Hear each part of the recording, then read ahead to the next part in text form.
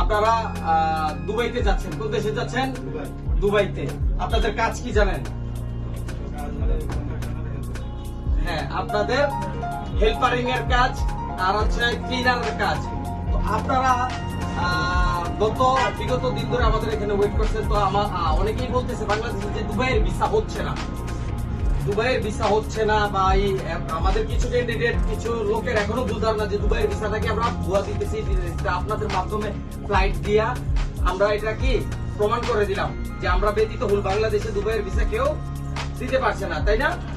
নাকি দিতে পারছে? অন্য কোনো এজেন্সি দিতে পারছে? তো ইনশাল্লাহ আপনাদের যার যা কাজ আছে তা কিন্তু দ্বিমত করবেন না।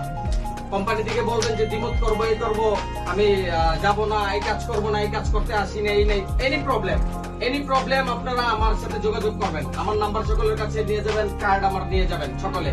যদি কোনো প্রবলেমে হয় আগে আমাকে জিজ্ঞাসা করবেন, তারপর আমার কাছ থেকে যাই না, এরপরে রিপ্লাই দিবেন কোম্পানিকে। না হলে দেখা যাচ্ছে যে এই কোম্পানিকে আপনারা না করবেন যে আমি এই কাজ করবো না, ধরেন আপনাদের বলছে এই কাজ করতে, আপনারা বললেন যে করবো না, তখন কিন্তু কোম্পানি বাধ্য হয়ে আপনাদের পাঠাই দিবে। ঠিক আছে?